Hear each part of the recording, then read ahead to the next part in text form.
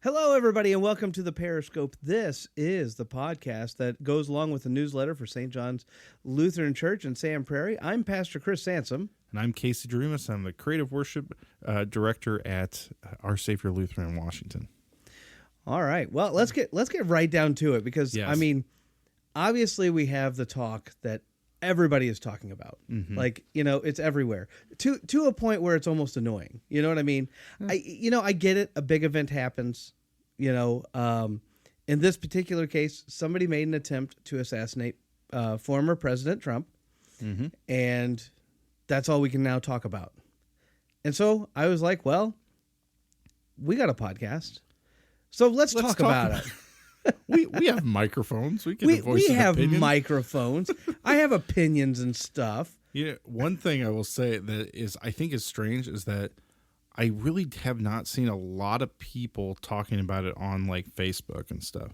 I mean, a few people have shared things, but I think back to when like Trump was running the first time and even the second time they were doing the second campaign. And I think my Facebook feed was just full of just, I don't know, people just arguing, angry, split, yelling at each other. And it just seems like, I mean, I don't know. Seems to me like a pretty undeniable topic. Even if you don't like him, it's like, yeah, an assassination attempt isn't like, there's no like, well, I didn't like him anyway. It's like, well, it's still kind of a crappy thing to say. But I'm kind of amazed how little some people are talking about it, to be honest. So I have some high school acquaintances that fall on the left, quite a bit on the left. And I have at least one of them that has pretty much taken up the gamut that next time don't miss kind of thing. Yeah, yeah. And there's several people I noticed in her comment section. A lot of people have been asking her to take her stuff down and yada yada yada, and she just won't. She won't. She just keeps going. But I will also say though that Facebook, and I realize I'm kind of an old man. You know what I mean? Like because I'm like Facebook changed. Yeah, yeah. And I realize like back in the day, like I was the one going, get over it. Change happens. Yeah. But the reality is that one of the changes that Facebook made, and however this all works, I don't know. Mm-hmm. But most of my Facebook stuff is ads anymore. Oh, I mean, yeah. I hardly get anything from my friends or the group of people. And I know at least part of it is my own behaviors. That is to say, I just don't get on Facebook very much. Mm-hmm. And so since I don't get on Facebook very much, it doesn't know what to show me. And so when it does get that time, it shows me ads. Yeah, it's true. Yeah, it is widely. I mean, I know everything I look through is probably 75% ads. It's just nonstop ads for stuff, which is really kind of sad because it used to be something where you could catch up and know what's going on with people, and now I really don't know. Day. Of course, the funny part is I'll get memories that pop up with like, oh, memories, and then it goes back to stuff that I posted like 16 years ago, and it's like, feeling hungry tonight, might go to Buffalo Wild Wings. Yeah. And it's like, who cares? It's so stupid. But that's what you did like 16 years ago. You didn't know what to do with it, so you just posted like, do you heading remember, out to eat. That was it. Do you remember when it used to, like, the prompts, Yeah. whenever it was a question? Yeah, yeah. It was a question. Like Chris Sansom is, and then you were supposed to complete it. Yeah, like. And so, like, sometimes, I get those memories, and I'll be like, is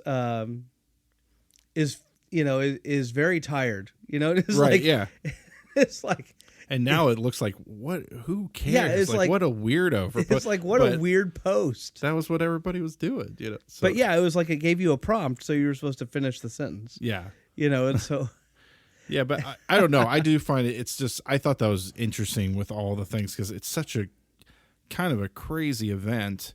And I feel like, wow, I feel like I'm not seeing a lot of people really talking about it, at least on social media, like the actual people, news stations, of course. Oh, yeah, all over the place. But I haven't seen a lot of my friends really making much of a comment on it or really even seeming to care much about it. And maybe there's just a point where people are tired of, like, I think everybody's still kind of numb. Yeah. I think everybody's still kind of numb. Yeah. But actually that was, not just the numbness of it all, but I mean, one of the things I actually did want to talk about is kind of actually maybe going in a direction that I guess most of us would never be used to. Mm-hmm. And that is to actually ask the question, when is it okay? Now, I know some people are going to say, well, it's never okay. And for the most part, I would agree that we have never had a president or somebody who was running for president in this country that I would ever say it was okay. Yeah. But yet, can any of us say that if we could go back in time and assassinate Hitler Mm-hmm. or Stalin or one of these monsters that killed millions of people, would that be okay? Mm-hmm. You know, and I think most of us would say, well, yeah. And I mean, and so maybe, you know, you do need to ask that question. Like, is there ever a time when it is okay? And this is actually a question. Now, before somebody thinks to themselves, boy, Pastor Chris is off his rocker, the reality is this is actually a question that Dietrich Bonhoeffer wrestled with. Dietrich Bonhoeffer was a theologian during World War II. He led kind of an underground seminary in Germany and tried to assassinate Adolf Hitler. And it was a question that he really, really wrestled with was, you know, was that okay? And not just, now he wasn't just thinking of it from like politically or whatever. He was thinking of it theologically. Yeah. And so it did kind of become that question. And so I've heard a lot of people kind of going back and forth a little bit on this.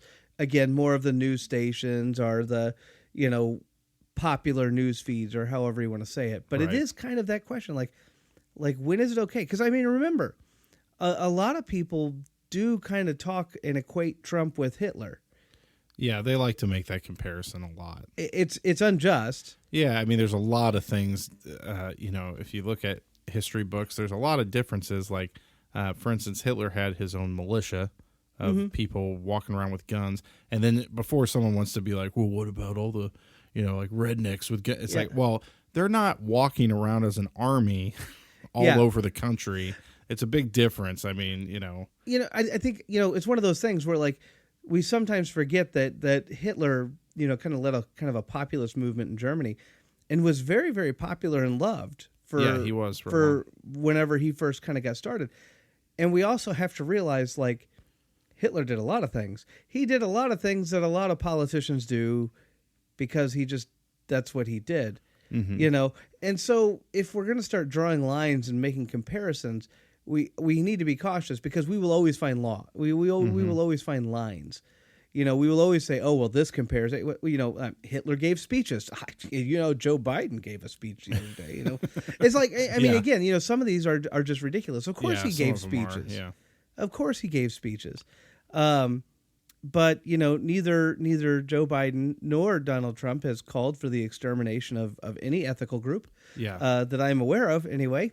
You know, so again, you know, obviously, you know, this was a travesty, but it does bring up that question of, like, you know, when is it kind of okay? And it comes down to something even deeper than that. 'Cause, like, so for instance, like to do something like this goes against the fourth commandment, which is honor your father and your mother.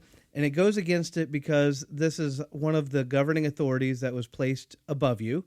You know, so you know, the idea is that, like, okay, God put parents to help you, to raise you, to discipline you. Well, he also gave you policemen to discipline you and certain and so on and so forth, and you can work your way all the way up to the government. Paul kind of reiterates this in chapter 12 and 13 of Romans.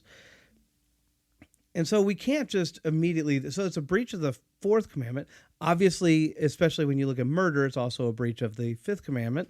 And so you already have two commandments, but, you know, there are times when it's okay to say, disobey your parents. You know, for instance, and this is the example that I always like kind of give whenever I start some of these discussions, but, like, you know, what about abusive parents? They're out there. Oh, yeah. Is it okay to disobey them? Well, yeah, of course it is. Well, how do you figure that out? When is it okay to disobey your parents? And the same thing on this, like, right? It seems like everybody's okay with, if you can go back in time and kill Hitler, go back in time and kill Hitler. He was an awful human being. Yeah. You know, everybody seems to be okay with that. But the question is then, what makes that okay but not this? Yeah. And that's a much deeper question. Well, and I think it's very difficult because sometimes, to quote, since we brought up the great Van Halen, only time will tell if we stand the test of time. There's certain things that are very hard to know for sure, really what the impact is going to be until you've seen the aftermath. And so it's very easy to say, well, yeah, of course he killed Hitler. Well, we saw the aftermath. We know what he did. Mm-hmm. But there was a lot of people at the time who didn't know. There's a lot of people who were unaware that these these camps were happening where they were killing all these people. They didn't even really understand. And, I have my grandmother was from Austria.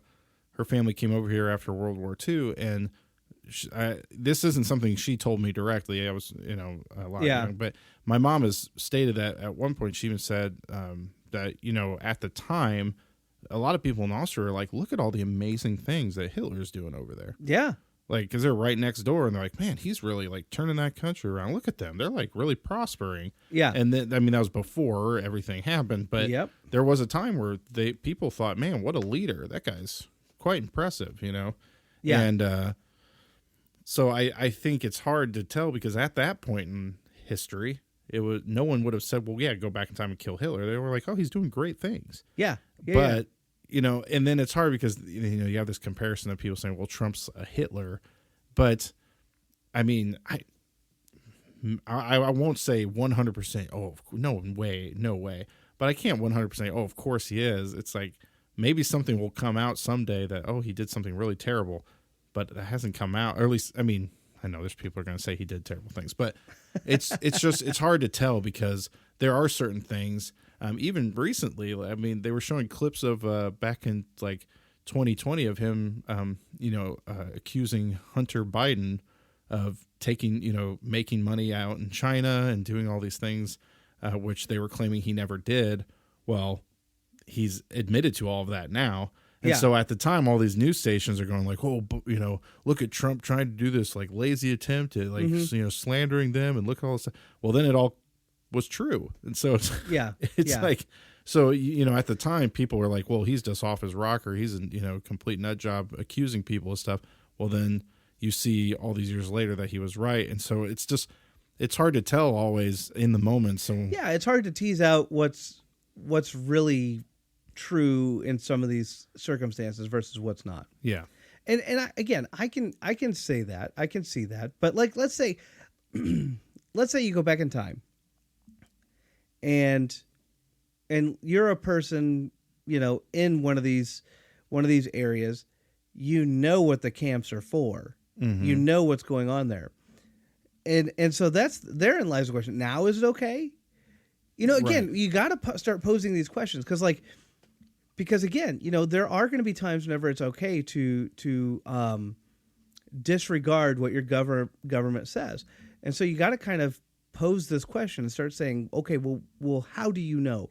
And when do you know? And when is it okay? And when is it not okay? Like, and let's make it even more, obviously we're talking about the assassination attempt, but even digging deeper, like, when we were at Good Shepherd and all of a sudden the mask mandate came out, mm-hmm. there were a lot of people that really didn't like that. And to be fair, I didn't like it. Oh, yeah. But yet we ended up having masks. Yeah.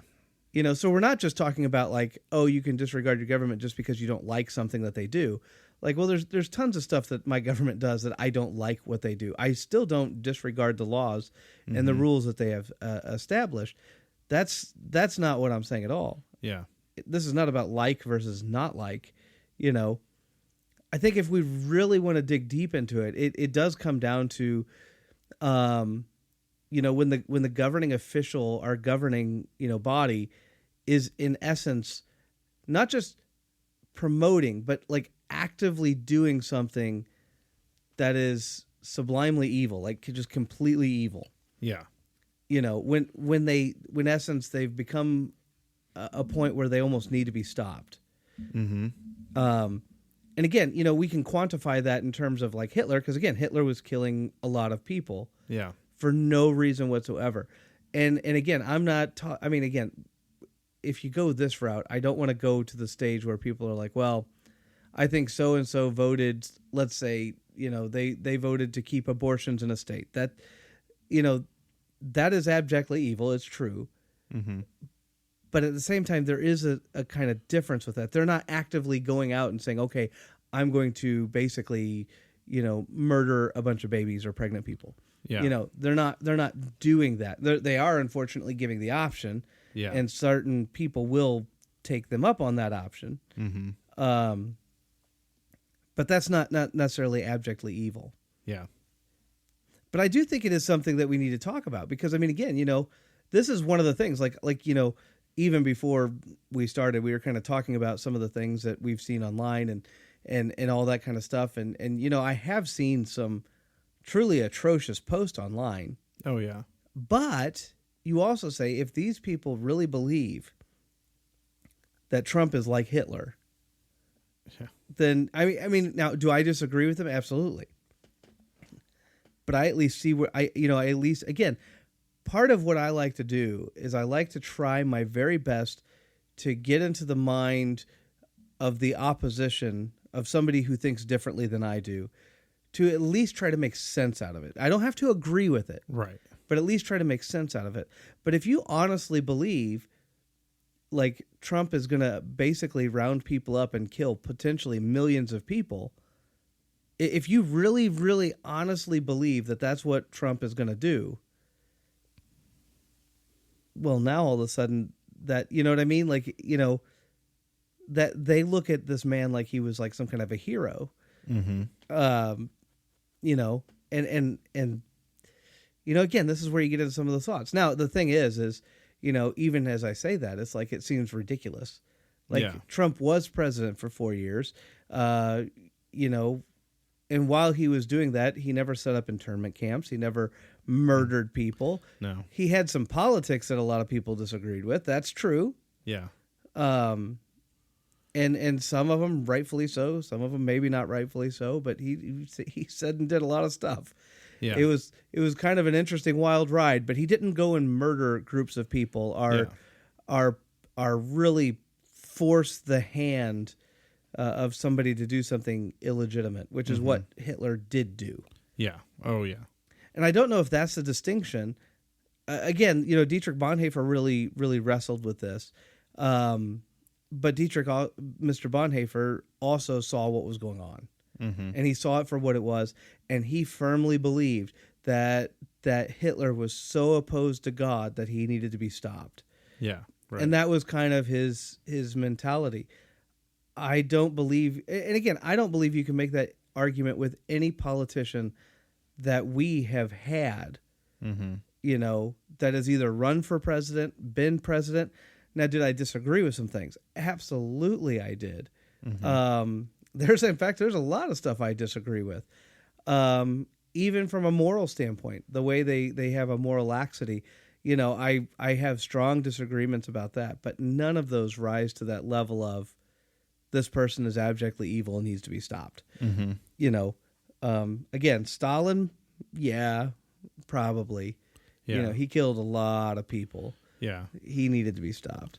Well, I don't know. I think it's like anything when you kind of look at something like freedom of speech. Yeah. And there's some people like, well, that group of people shouldn't be allowed to talk. And it's like, well, you have to let everybody talk if you're going to have freedom of speech.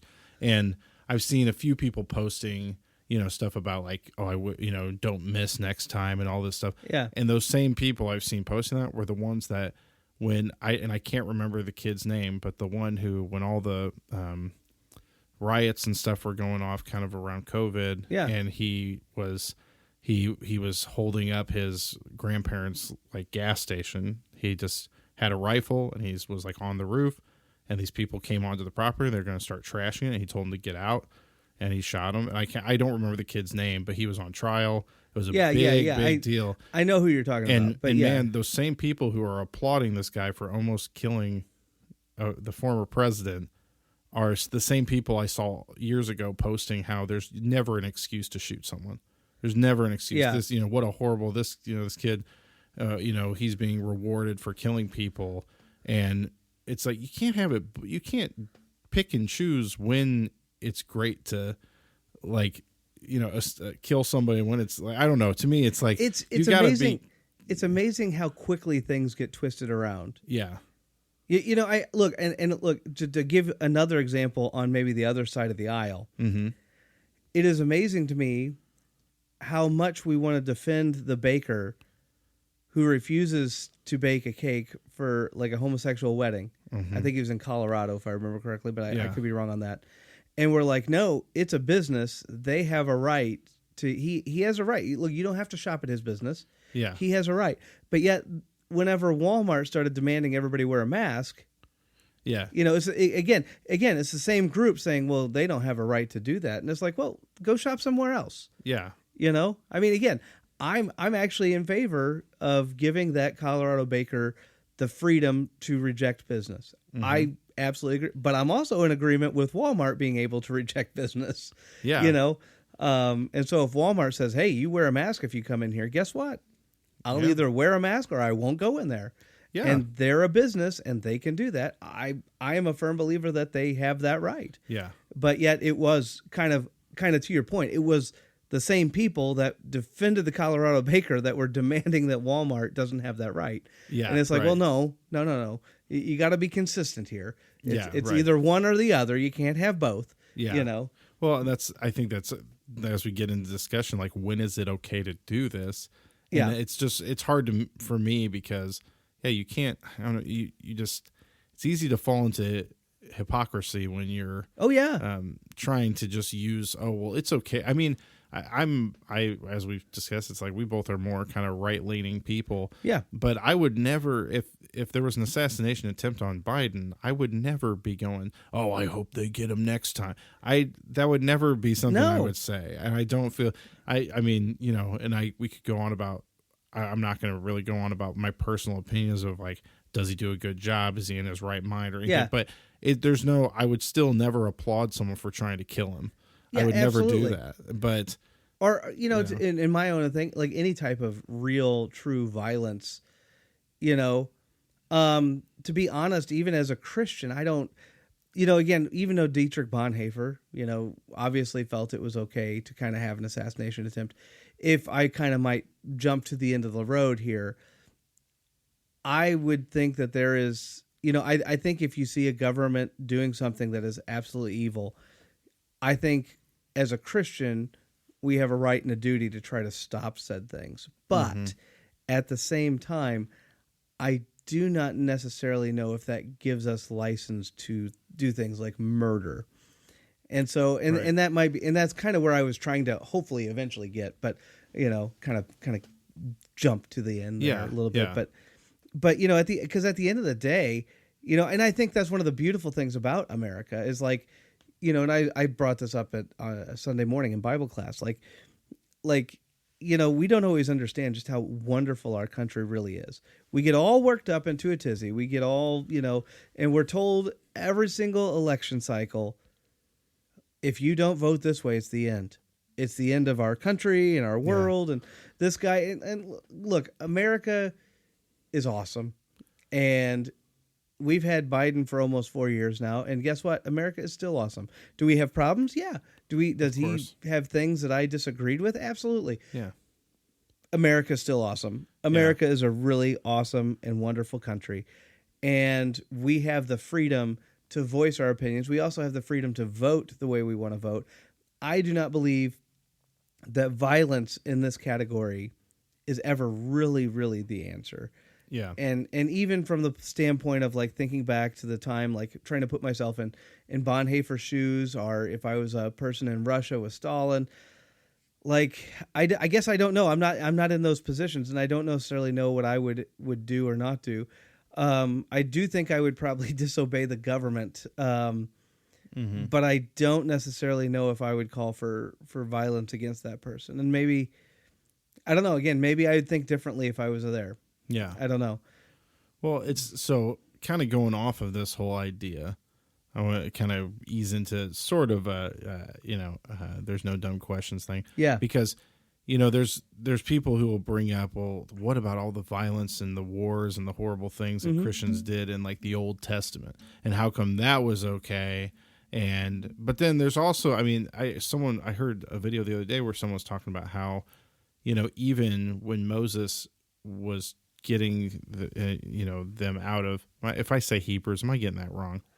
The Hebrews? Am I wrong? Hebrews? No, you're right. Okay, good. I'm just making sure. I don't want to sound stupid being like, he took the so-and-sos, and they're like, that's not right. Anyway, when he was taking them out of Egypt, he didn't just go up to the Pharaoh and like murder him and then go like, we're leaving. He like said, like, he like asked permission, please let my people go. And so it's like, it's a weird thing. Like, why all the violence? So like, if someone blatantly came up to you off the street being like, oh, these Christian teachings are so hypocritical, look at all the violence in the Old Testament, like, oh, all that stuff. What's kind of comes to your mind as someone who's really studied? Well, I mean, again, one of the first things I would say is like the Israelites, in almost all these cases, had direct commands of God. Mm-hmm. It's not like they were just going out willy nilly saying, I'm going to kill this person and that person. No, they had direct command from God to go in and say, this is my land, get these people off. Mm-hmm. And so it's hard to say we're in the same boat. We're not. We don't have that command from God. We just don't. And so, yeah, we're not given that same element, And so right off the bat, we already have a counter to, a problem. And second of all, I mean, look at it. Look, when they went to war, it says over and over and over again that like, God gave them into his hand or whatever like that, something like that, which, they were going to go to war and they were going to win. But even on some of these big battles, like you're right, Moses went to the Pharaoh, God did all the acting. Yeah. And that's God's place, right? That's one of the things that we sometimes get really confused on. Like, why is it, we'll say like, why is it immoral for me to kill, but not immoral for God? Because God does kill. Yeah. Like, right. And the answer is, well, God is the God of life. My calling is to be a father to my kids. His calling is to be the God of all there is, was, never shall be. Yeah. And that includes life and death. Mm-hmm. That is what he is. And so, to some degree, as he has created us and sustained us, this is the role he has taken on. And, and again, it's not necessarily the role he wanted for us. The Garden of Eden, the fall into sin, he didn't want necessarily the role of punishment and death, but it is the one that we threw at him. Yeah. In that regard. But that also changes our landscape. And then we also have to ask the question.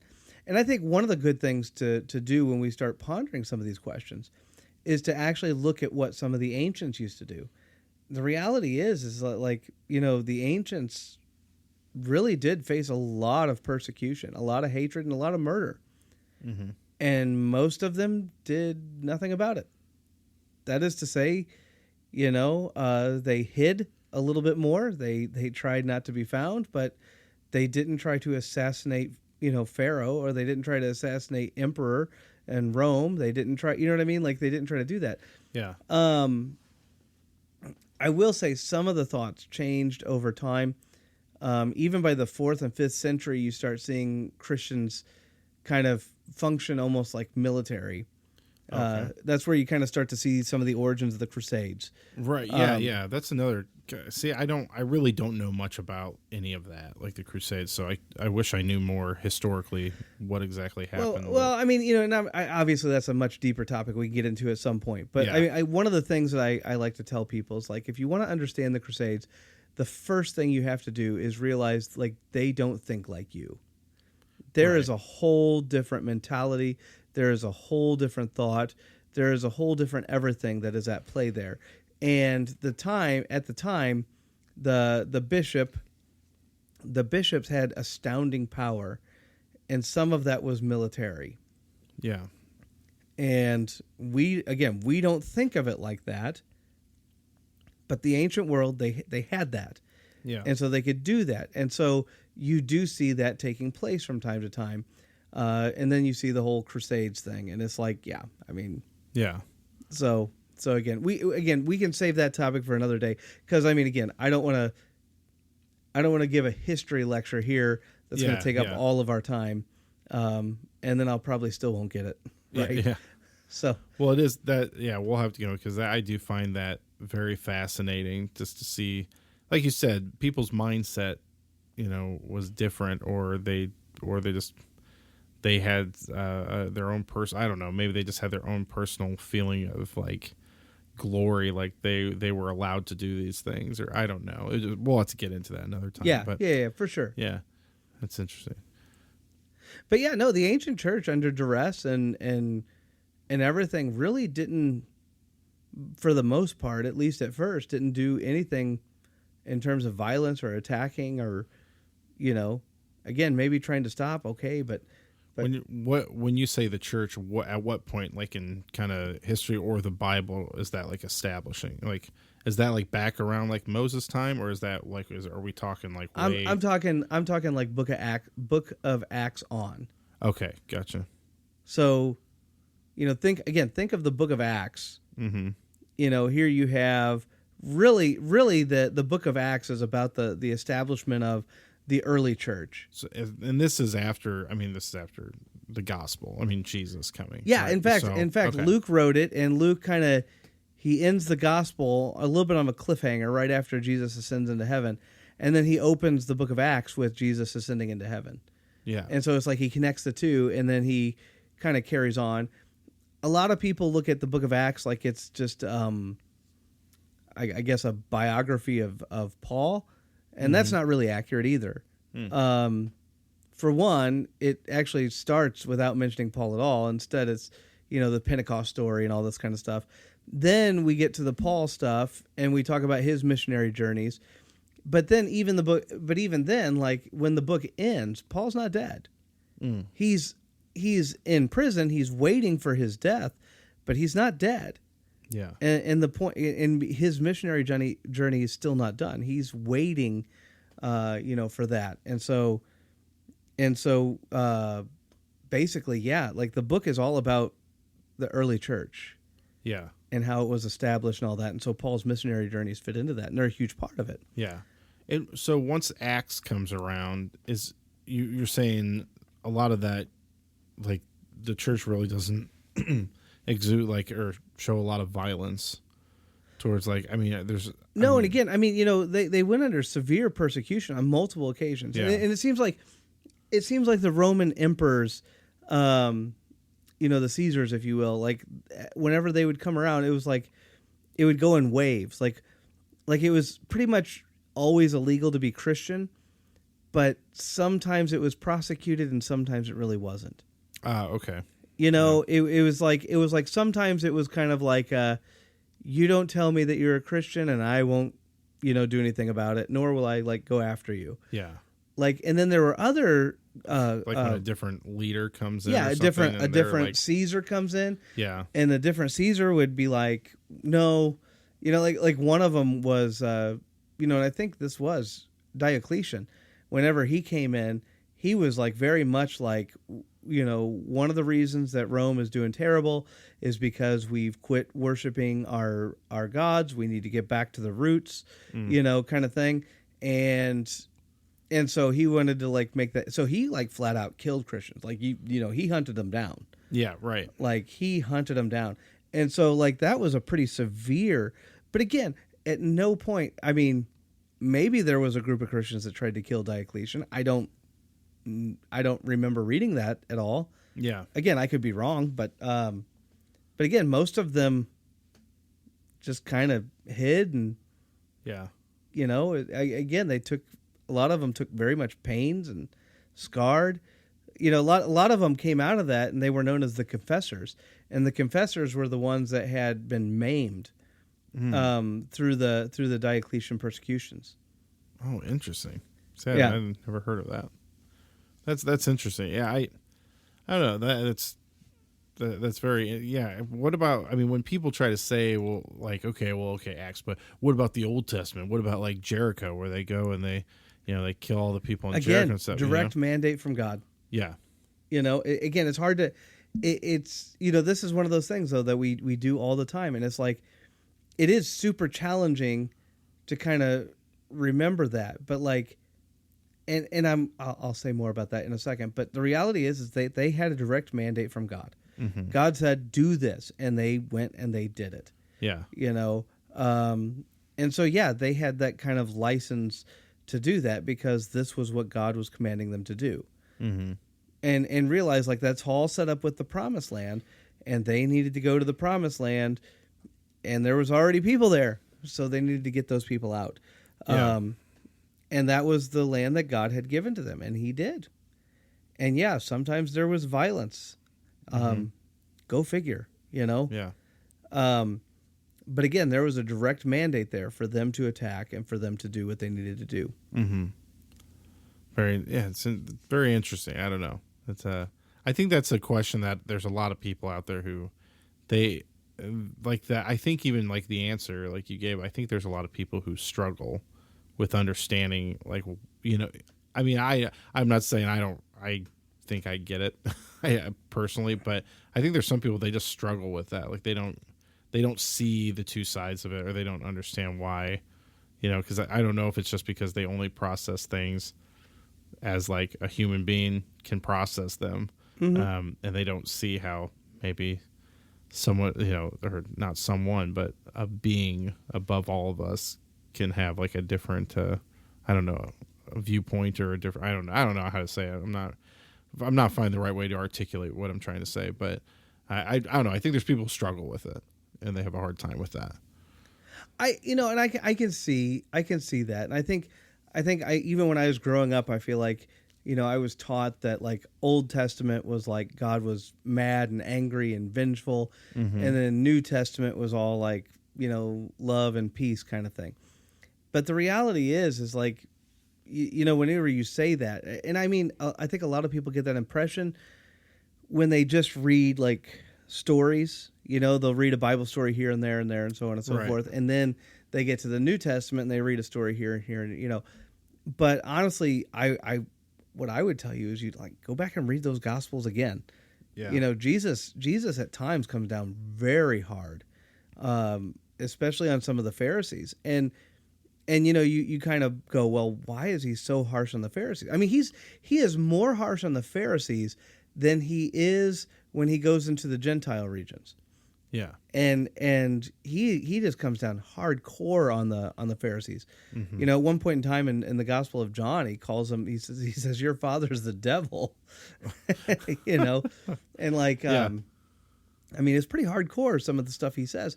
And the answer is that Jesus is talking to the people that are supposed to be in control of the church, and they're the ones that are, you know, that are doing all these awful things. And so he comes down doubly hard on them.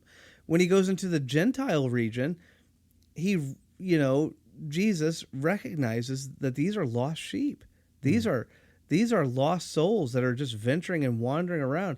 It's not that they don't necessarily want to do the right thing. They don't know the right thing to do.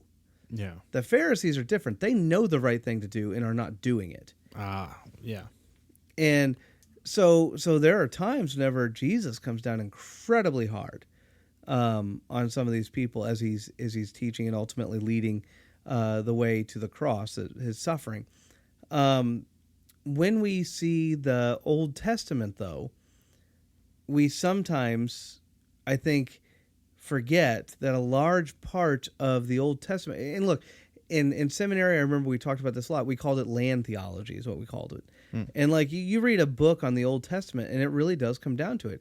And really our theology is not nowhere near as different as what most people make it out to be. The difference is, where is the land? Okay. And this is a big question. Like, so for the Old Testament, you know, they have this promised land. They're always going to this promised land. And what you see is you see a foreshadowing of it all, right? So for instance, you have sin in the world and you have, you know, righteousness. And then you have these people that have been set aside that cling on to the promises of God, but they're always given this promised land. They have to go to the promised land. The promised land is described as a land flowing with milk and honey. It's a great and wonderful place. You just can't wait to be there. It's going to be awesome. Yeah. And they're always going towards this place, always going towards this place. Right. But they're still sinners. And so they keep making one mistake after another, after another, after another. Mm-hmm. And so you kind of see their mistakes, their inadequacies. Yeah. And then they finally get to the promised land, and the promised land is filled with a bunch of people that do not hold to the promise, but instead hold to some form of a false promise. And basically, even when they first go in there, it's like the people that are in that land, they know, they can feel it. They can feel it. God is with this people, and they need to either, go or whatever. And of course, a lot of them don't go. But I mean, who are you talking to about specifically who don't go? You mean the people who are there when they got there? Yeah, that they can tell that like these people, this is their land. What's the story of Balaam's ass? You're gonna have to remind me. Sorry. Balaam is like this prophet of sorts, Yeah. not necessarily an Israelite prophet, but this basically this guy, he sees the Israelites, mm-hmm. and he's like, okay, Balaam, I want you to come up here and I want you to curse these guys, and he goes up there and he blesses them. Oh, because Balaam is like, I can only say what God tells me to say. God says bless these people, so I bless them. And then the guy gets really upset, and he calls for him again and again, and eventually Balaam is like riding his donkey out there, mm-hmm. even though Balaam has kind of been told like don't do this. Well, God puts an angel in the donkey's way, and basically the donkey sees it, but Balaam doesn't. Oh. And so he keeps smashing Balaam into the wall, and he gets upset, and he starts beating the donkey.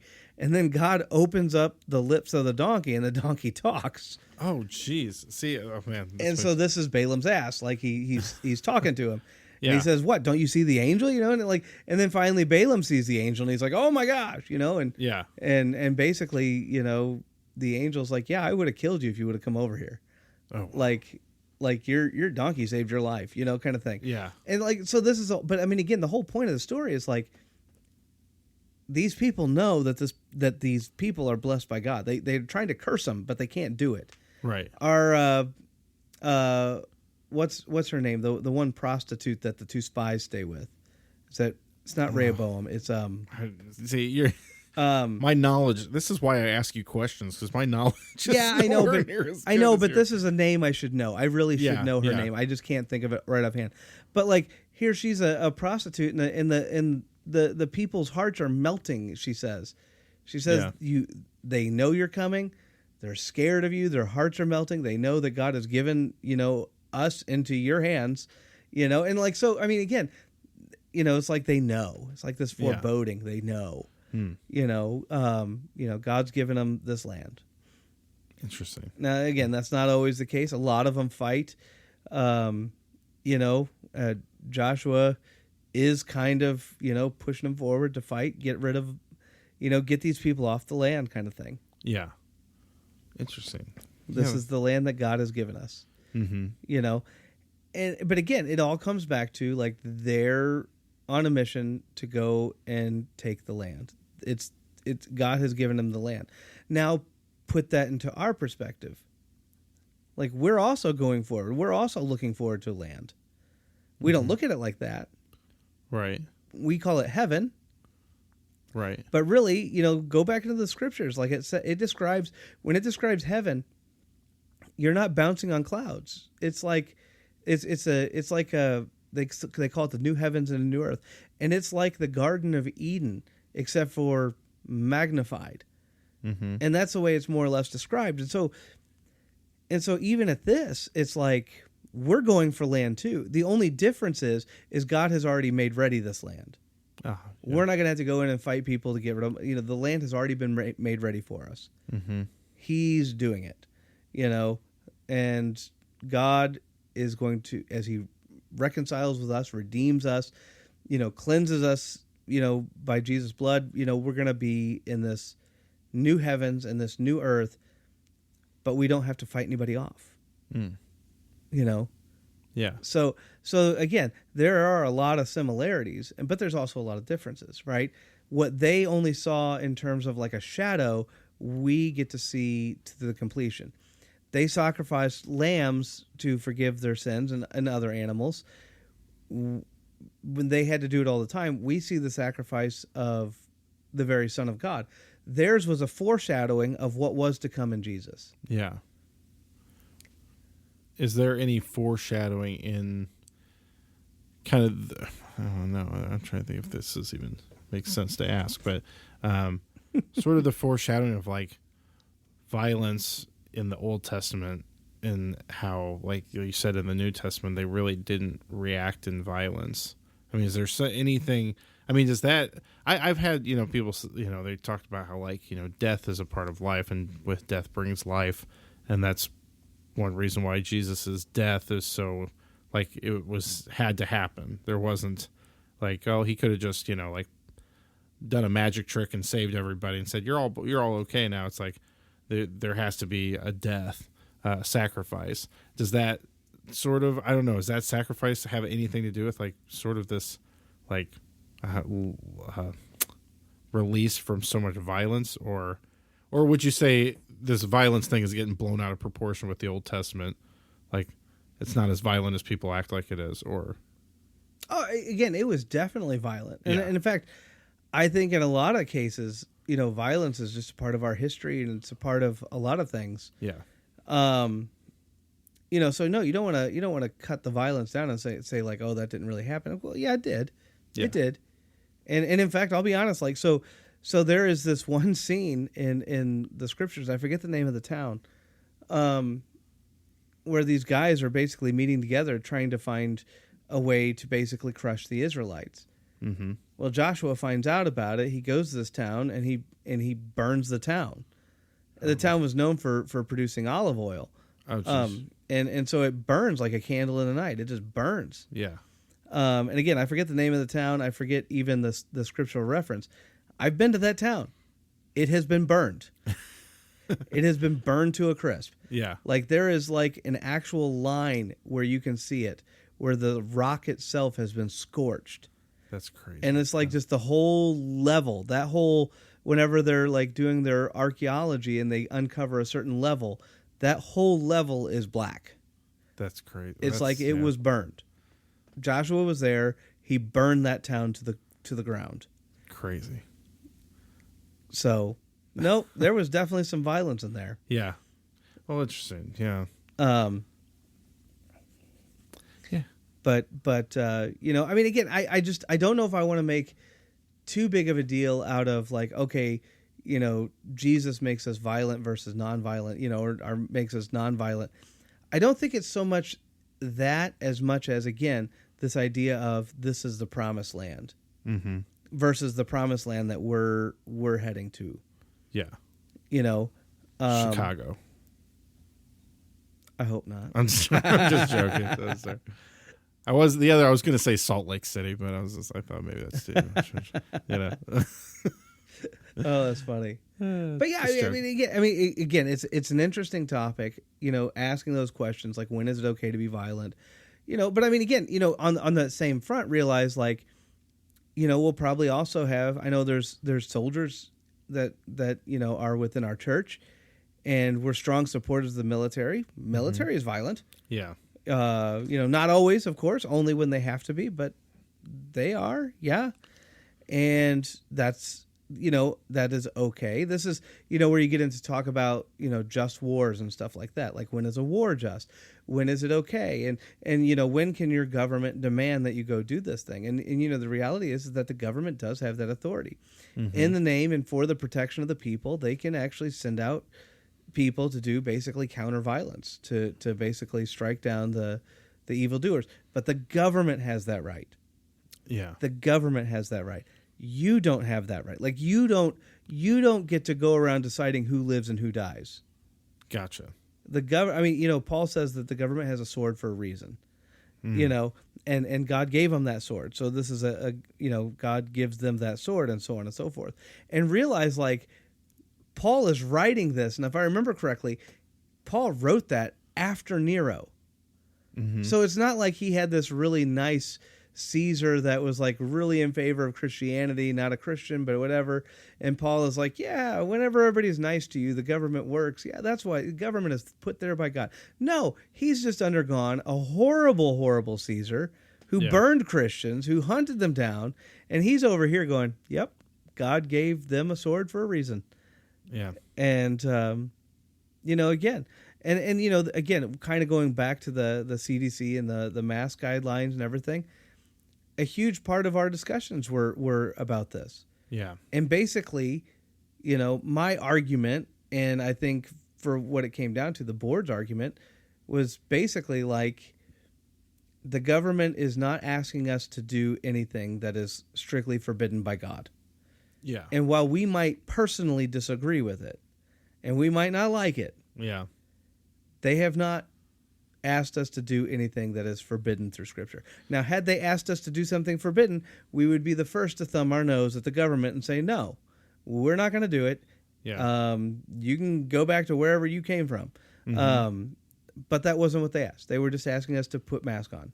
Yeah. And while we disagree, and I mean, even now we're looking at some of the effects of wearing the mask for such a long time, especially on development of children and so on and so forth. It was a bad idea. And again, I thought it was a bad idea, but it doesn't matter. Oh, man. I mean, I could just on that subject, it's like I did a maternity leave during that time. Yeah. I had one kid who every day he wanted to argue with me about how he shouldn't have to wear a mask. And it's like, I am not against you on this. I don't want to wear one either. It's like, but he just, man, it was like just nonstop. Every day he wanted to argue about it. And he wanted to fight with someone about it, and it's like none of us are like saying we want this. We're just do it. So we, it's like that's what the government wants us to do. It's what we've been asked to do, and like you said, we're not going against any moral, So I think that's a good point of, if the government's doing something that is against our very, like our foundation as Christians and things that we're not supposed to be doing, and they're forcing us to do those things, that's a problem for sure. Well, interesting. Any other thoughts on that, or anything to close that out, or you feel? No, I think that's all. I hope I didn't miss anything. No, that's a heavy topic, and I mean, again, it's right on the money in terms of a lot of what's going on now and everything else.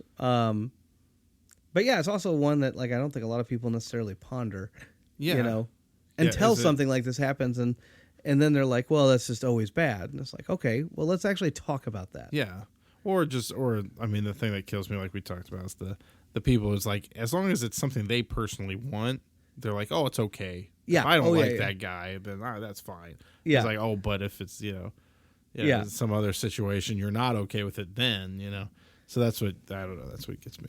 But, all right, well, I think we're ready then. We're ready? For the final. We're ready? Yeah. Church chatter. Okay. Oh, man. So much going on. Okay. No, actually, thinking about it, like the big things we got going on is we're going to have, we have our ice cream social coming up. Oh yeah. End of July. Got our ice cream social, followed, of course, by a voters meeting. So that's on July 28th. That's that Sunday. So not this Sunday, but next Sunday. So kind of looking forward to that one. I haven't set a time for a meeting yet, so I need to get that going, but I need to have a meeting with the youth. It's time to get going on the National Youth Gathering. Oh, yes. Oh, yes. New Orleans this time. Oh, New Orleans. Yeah. I always tell people that they always ask, like, don't you love New Orleans? And I'm always like, no. I will say this, maybe one day I'll go down as an adult and I'll love it, but like going with a youth group, I do not like New Orleans. I get it. I mean, give me San Antonio any day of the week. Orlando was fun. Yeah. But oh man, Houston was huge. It was just so big. You had to, we were in a bus all the time trying to get from one place to the other. Now, they purposely put us in a hotel that was far away because we had a bus. But that being said, we were in a bus a lot. Yeah. and it was just such a big city. It just really, really was. San Antonio was awesome. Had the river walk. That was beautiful. That was enjoyable. Orlando, like everything was like pretty close to the convention center. That was pretty good. Liked that. And New Orleans, to be honest with you, if we didn't go there like every other time, I'd probably be okay with that New Orleans too. From time to time. Time to time. But it's like literally like every other one is like, oh, we're going to New Orleans. Oh, you don't like watching a bunch of homeless people play jazz on the side of the street every day? I'm sorry. I should have said that. I'm just joking. But oh, man. I'm kind of kidding. I mean, it's not, they're not all homeless. Now, in fairness, it has actually been a few times. Like, because we went to Houston last time. The time before that was Minneapolis. And that was when Matt Quartz was with us as our DCE. But then the time before that was New Orleans. Yeah. I don't know. New Orleans is one of those, because since I'm a jazz, like I have a big band and stuff, I always have people who are like, you got to go to New Orleans, man, because it's like your thing. Like jazz, you got to. But it's kind of different from what, like, it's more like combo-y, like old, like kind of ragtimey, New Orleans, which is kind of not really what like my style of jazz is. I mean, it's kind of like, oh, you got to go listen to this guy. He plays, he's, like an acoustic guitar player or something. It's like, and if you're like a metal guitar player, it's like, well, I mean, you can probably somewhat appreciate it, but it's not really the same thing, Yeah. So, yeah. But yeah, no, it's again, it's just I've just been in my career leading groups, I've been to New Orleans a lot. So I'm just kind of over New Orleans, but the kids always have a good time. And I will say, I do like the fact that once you're kind of wherever it is that you are, like you can just kind of walk almost everywhere. Yeah, it's pretty good. I love the stadium where it's located. The fact that they have like restaurants that are pretty easy to get to, which was helpful. Houston had a problem with that. I did not like their setup. So, I mean, we may do, but yeah. So anyway, that's kind of the big news. And of course, we're always getting ready for, the fall kickoff and everything, but that's not here yet. Harvest Fest. It's not here yet. That's a ways away, I guess. But. I know, but in fairness though, and I do have to start brewing beer pretty soon for Harvest Fest. Yeah. You gotta prepare. I do, because the German beers take forever. Like they take a good month or so, and so it's like, right now is whenever I need to make my Oktoberfest and when I need to make my Helles. See, I don't. I wish I knew more. I do. Yeah, come on, give it the program. I know it's hard. It's hard to know a lot about it when you don't really. You don't really I know. Drink it. You don't drink beer. It's hard to do.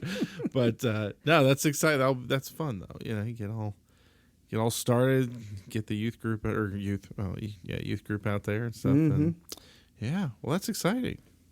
Yeah. So that's pretty much what's going on down in my corner of the world over there. Yeah. So. And I think you guys up here in Washington, your VBS starts on what, Sunday? Sunday, yep. Yeah. It's exciting. We got some fun. I put together a little youth band. Some like incoming sixth graders, a couple incoming like seventh graders are playing, and so we got a trumpet, a trombone, a saxophone, and a clarinet, and they're all really really gung ho. I don't know if I said this the other week, but they're. I gave them a bunch of choices for names. I went online and asked people, and they chose AC Deep Sea. That's the name of the band. So they're very excited about that, and so it's fun. I wrote a song. I wrote a couple songs for it, and one of them I put it in the style of a sea shanty. Oh, fun! And it's basically direct kind of quotes from the scripture, but it's talking about Jesus saying, "Peace be still." And so it's all kind of this sort of like, a tale of something that you wouldn't believe it unless you were there or whatever. And so that's kind of fun, and they like that one. And so it's going to be fun. I'm excited for it. But yeah. And I'll be honest, I did think of a couple other things going on at Sam Prairie. Yes. First of all, today is Tuesday, the 16th today. And we had the funeral service this morning for Judy Ripper. And that was a hard one. She was very much loved and very active in the church, like all the way up until the end. And And so I know a lot of people were asking about that. So that service was today. Oh, yeah. But then the other thing, and this is, going to funeral to this, but we are going to be adjusting and updating our kiosk. Oh. Our sign-in kiosk. And just like anything, everything has some pluses and minuses. Mm-hmm. So it'll be a little bit different on Sunday. I know. Oh. I know. Giving everybody a warning. But it's the way they've kind of updated it a little bit. It's pretty cool. I really like what they've done. The only negative is before I had a little thing in the app and it says you could check in, so you could just check in right there at your pew. Mm-hmm. Well, you can't do this with this new one. Oh, no. Yeah. Yeah, you have to go by the kiosk. Oh, gotcha. Now, that being said, they have this setup with the kiosk that makes it super easy and super slick if you have the app on your phone. Oh, gotcha. So you pop open your app, you scan this thing, and then you're done. Very nice. And so if you checked in 5 people of your family, it'll check in the same 5 people again. It'll just assume you're doing the same people. Yeah.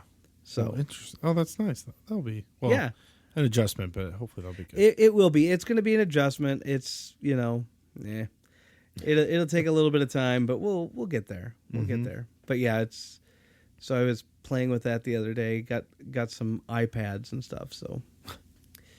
So yeah, and I am not an Apple guy. So I'm not either. Yeah. Yep. So anyway.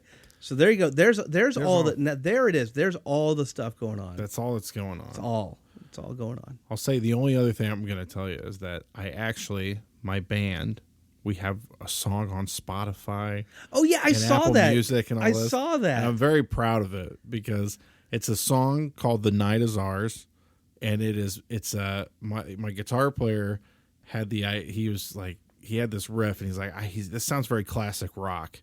I'm like, it does sound very classic rock. So what we did is we wrote a song that is now I wouldn't consider myself a woke person, but the whole idea is it's a classic rock song written in the modern day mindset. So it's all about being very respectful towards your date, and there's a line called there's a line in it. That says, "Do you want to hit up that new root beer stand?" Which, of course, there's not a lot of new root beer stands nowadays, but that's the joke. It's set in the '80s. And then the one criticism we had is that we say you want to hit up that new root beer stand.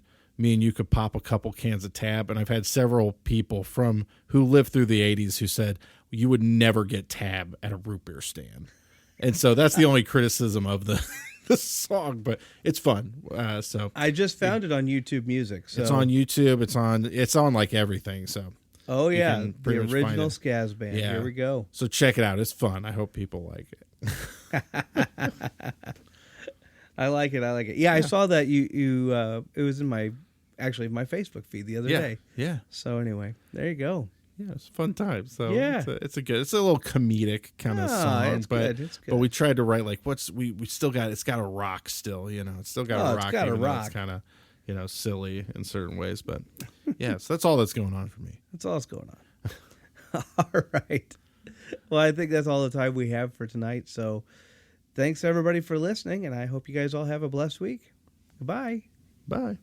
Radio success, or some big thing, but what they do achieve by touring and doing tons and tons of shows, a lot of times they learn how to put on a great show. Yeah. And so sometimes you're just blown away by these bands you've never heard of that honestly sometimes put on a better show than somebody who got, was played for 2 years, became a huge star, and now they just have a big light show and stuff. But some of these groups, man, they just they're really good at including the audience and being a part. And so I don't know. And I don't even think this band's been around that long per se, like 3-4 years or something like that. Really? So they have not been around long, but they're just a good time. It is just, I mean, again, they'll do Beatles and they'll do this and they'll pull up songs that are super old, and you're just thinking, and again, I even as I'm saying that, I'm like, oh man. It doesn't sound as fun as it really is. so much fun, and they just put on a really fun show. Yeah. So I'm excited. I'm hoping they come back next year. It's sad to say we're over halfway through summer. I know. So, It's sad. sad day. Yeah. Sad day. But anyway, so really that's kind of what's going on. I mean, we got a voters meeting coming up in a couple weeks. The school has an open house on I think it's Tuesday, July 23rd. So looking forward to that as well. Got some exciting stuff. They got some new teachers in there. So excited to meet them. I haven't been able to meet them yet or anything. So yeah, lots of exciting things, but we're definitely in that lull of summer. So yeah. I will say the where I'm at now, Our Savior Lutheran, we're putting on. We had Denver Bierman of Denver the Mile High Orchestra. We did a concert at St. John's.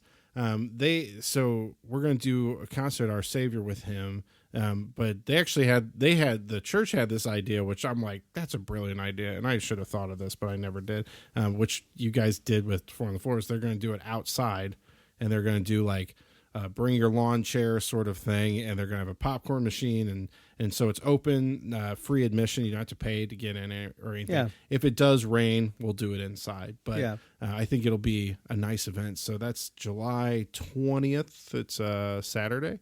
Okay. So, and then our VBS starts the next day, so it'll be kind of like a little kickoff to VBS sort of thing. But there you go. Yeah. So if anybody enjoyed seeing that concert, or missed it and wants to see he's another one that's he was a fun one. He's a really fun. He's done this for a long time, so he's just, I don't know. I'm always amazed when I get to play for it because he's just really, he knows how to put on a show. That's all I can really say. He just knows how to do it, and it's fun to see. Especially for me getting to play for it, but just seeing him really interact with the audience is really fun because he knows what he's doing. So it's fun. But absolutely. But again, that's kind of where we're at, the lull of summer. Mm-hmm. By the way, I think we're celebrating 1 year of doing this. I was trying to remember because we have not every solitary week. So usually when you hit like 52 episodes, you're like, oh, that's been a year. Yeah. But we don't always get every week. But I was thinking, I don't remember when we started exactly. That's the big question. Like, when did we start? Yeah. And I'll have to figure that out. Yeah. Because I honestly don't know. But I think if I remember correctly, it was in July. Was it? Okay. I want to say it was. So anyway, now I'm going to look up the Parishscope. I'm literally looking at my phone trying to look this up as we speak. Now, are you looking that up on the church app? Believe it or not, I am not. Not right now. And I'll tell you why. The reason I am not is because our first episodes were not on the church app. Oh, that's right. Yeah. They were not. So our first episode was published July 6th. Oh, 2023. Wow, so we're past it now. Yeah, we've hit a year. Look at that. We are just past a year. So there you go. There you go.